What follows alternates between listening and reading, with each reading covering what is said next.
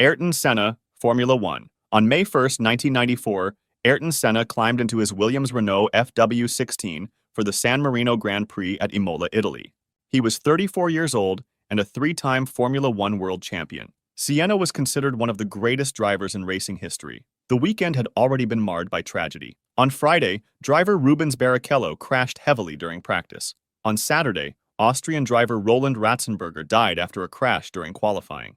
Senna was deeply affected by Ratzenberger's death. He visited the crash site that evening and spoke with race officials about safety. He questioned whether racing should continue, but the decision was made. The Grand Prix would proceed. Then came the race day with a heavy atmosphere. The start was chaotic. Multiple crashes on the first lap brought out the safety car. When racing resumed on lap 5, Senna led the field.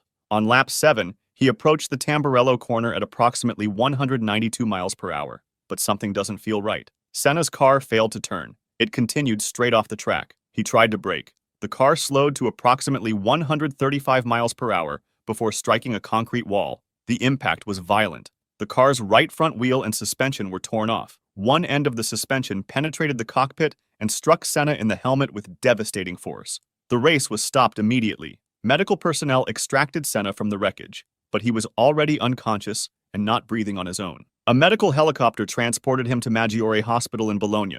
Doctors worked frantically, but Senna's injuries were too severe. He had sustained a fatal skull fracture and massive brain trauma. Ayrton Senna was pronounced dead at 6:40 p.m.